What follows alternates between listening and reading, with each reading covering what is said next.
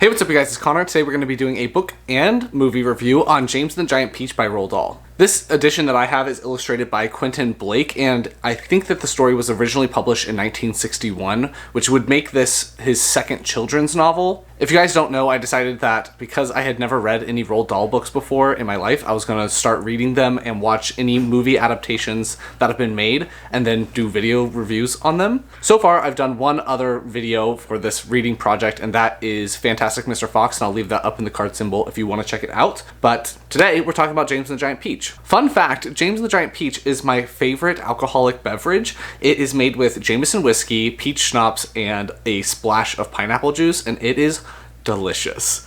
Cheers.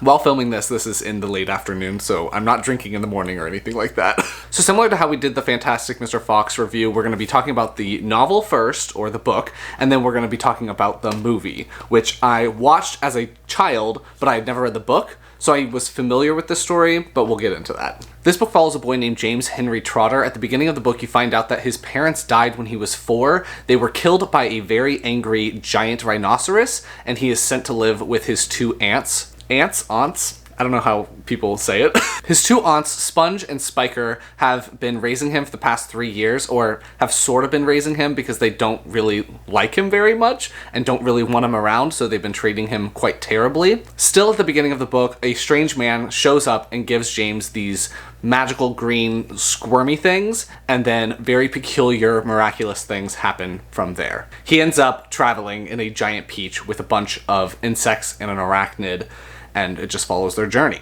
As usual with my book reviews, I'm going to go through my pros, go through my cons, give you my rating, then we're going to talk about the movie, and we'll be done. If you guys don't know, my dog's name is Nook, and he shows up in a lot of my videos. Hi, buddy.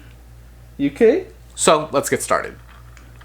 My first pro for this book was that I really liked James. Compared to the main character of Fantastic Mr. Fox, who's quite arrogant and proud, James is a lot more humble and a lot more just lovable. As a character, he's a lot more empathetic, and so you can just root for him a lot quicker and you fall in love with him because he is so down and out and he just wants to find belonging and find someone and a group of people that love him. He's not super prideful. He is extremely grateful anytime someone does something for him, and he's really good at recognizing other people's worth and recognizes that everyone has something to bring to the table. I was really enjoying him as a character, so I enjoyed following his story. Another pro for me was that I was enjoying the banter back and forth between the different characters. As they're going along this journey, they're kept in this one location. They don't really go outside of the Giant Peach all that much, and so they do have to interact quite a lot. I enjoyed seeing the characters back and forths and give each other some hard times, but at the end of the day, you know that they do care about each other. I will say that this book has a lot of songs in it.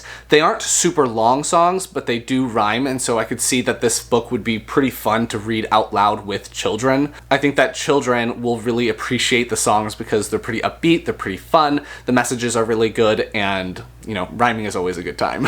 One of the things that I was surprised by was that there are a lot of facts about these different critters in this book. There are a lot of facts about silkworms and ladybugs and all of the things on crickets, etc. And in addition to those, through these different critters, you explore things like ethnocentrism and how that's a bad thing. Just because other people or other beings or other critters are different from you, that doesn't mean that they're lesser or weird. It just means that you haven't experienced those things. Differences should be lauded, should be praised, instead of wanting everyone to be the exact same. One of the things I was surprised by in this book were the different references that are included. For instance, there are some historical references like Queen Mary, which is a very well-known ship. There are references to Mother Hubbard. I thought it was funny that they talk about the telegraph instead of the telephone. And I thought one thing that was super interesting in here was that there was a nod to Charlie and the Chocolate Factory, which this book came out before Charlie and the Chocolate Factory. So it was fun to see that because the book didn't even exist when this was published, so that was really cool. I do want to get to Charlie and the Chocolate Factory soon because I think both of the adaptations are on Netflix and I can watch them that way. Another pro for me was that I was enjoying the journey. I enjoyed seeing the different characters go through their different trials and tribulations and bond and grow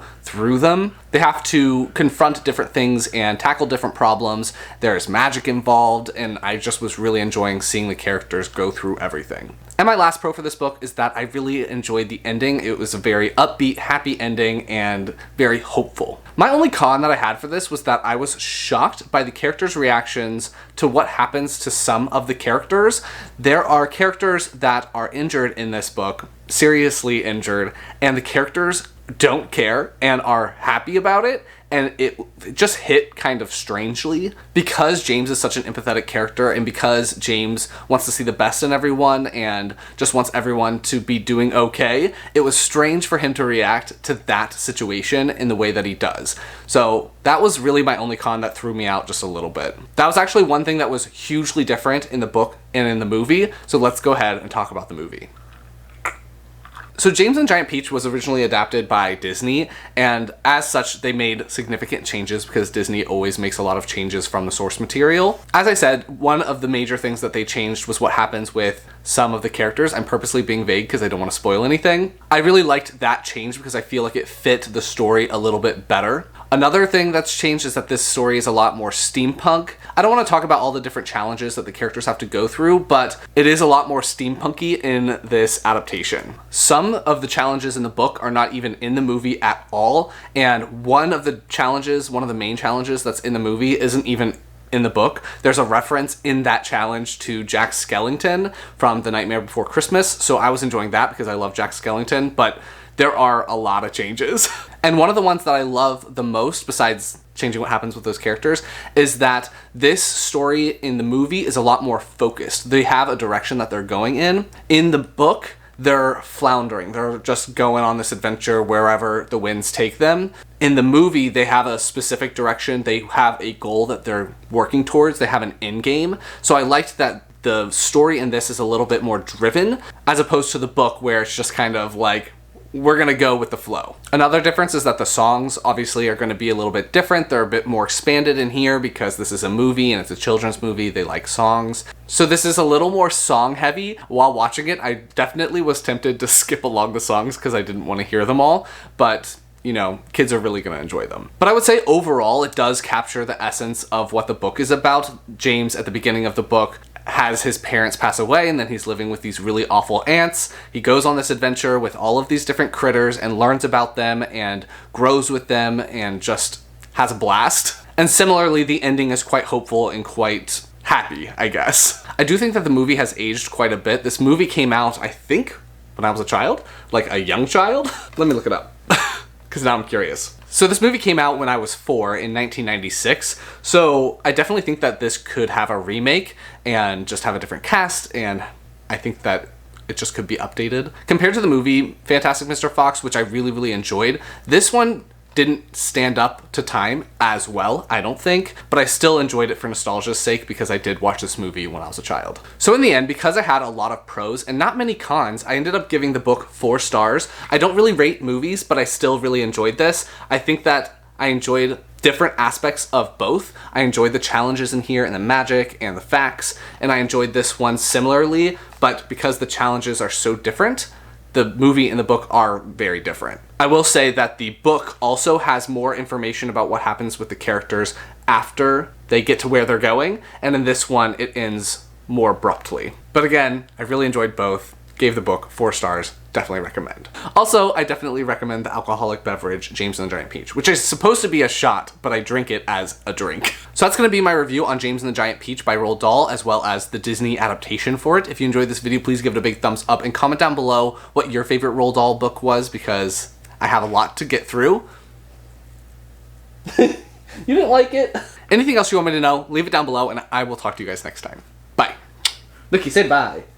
Good boy, buddy.